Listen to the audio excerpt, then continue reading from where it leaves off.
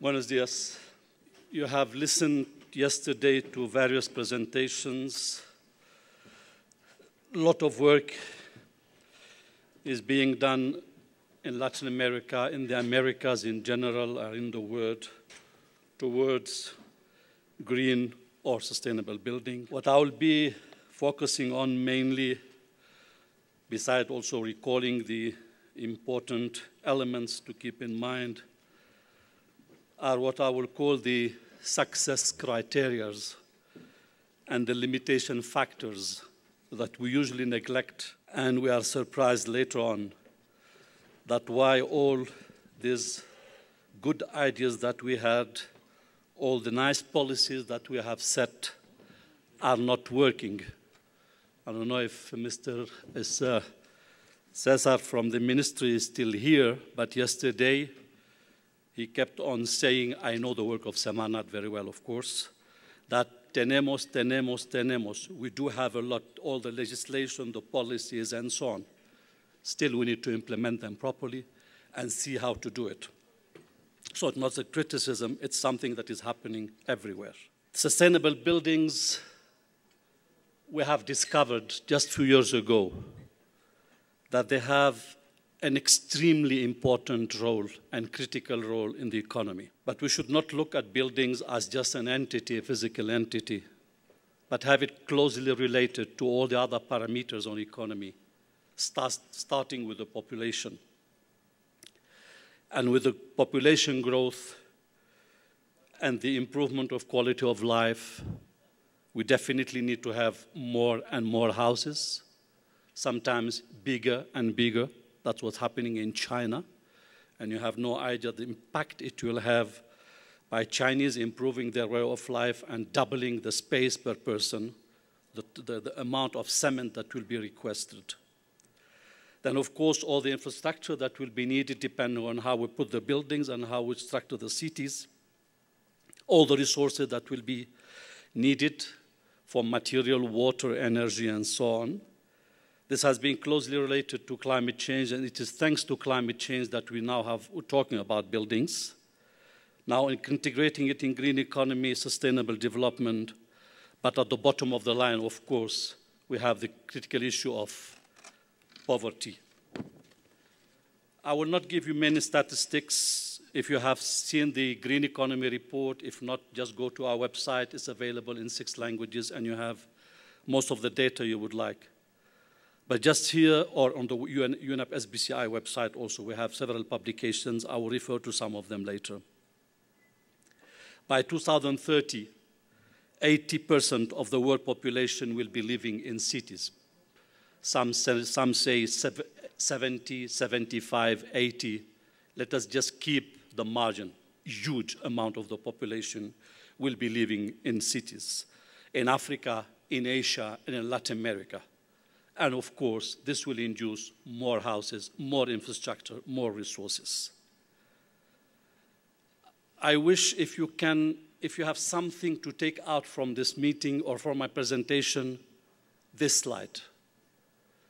This slide is for me what I will consider basic to structure today the UNEP strategy to work on cities and buildings. What is the urban footprint?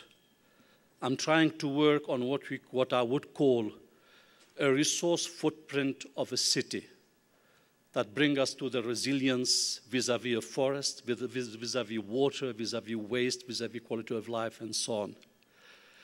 Let us just look at the system of a city and see all the resources that are needed, that are coming in the city. How are we using them within the city? What out of efficiency are we implementing within the city? What type of governance system we have within the city to manage that? How are we recycling and improving, and what is going out of the city? Up to my knowledge, there is no analysis of such kind done up till now. And it's becoming one of my focus ideas to see if we can get, like in economy, an input-output matrix where we have the data and try to understand the city better. Because more and more, all over the world, we are understanding and increasingly considering that we have to work more at a city level than at a national level if we want to make a difference, simply because 70 to 80% of the resources are in the cities. 70 or 80% of the waste are from the cities. 70 or 80% of the emissions are from the cities. So it has to become one of our factors on which we have to focus our attention. Let me come back to buildings. These figures, you have them, you all know them. Just allow me to recall some of them. 1/3 in terms of global greenhouse gas emissions, 40% of global energy use, 20% of water, 40% of global resources, material and so on, and 60% of the electricity in residential and commercial buildings. All these lights that you see in the picture, which are wasteful energy management, are also one of our big problems. We know all how we use this energy, and the growth regions, Europe in general, and North America are to somehow stabilizing their consumption. It might not increase too much, it rather has to be decreased. But where it will increase, whatever we do, is in Africa, in Asia, in Middle East, and Latin America. So we have to ensure an increase with an efficiency, because it cannot just keep on increasing. This other slide, just to show you that you have different schools, different type of data. I'm referring to the same data, but not exactly with the same figures.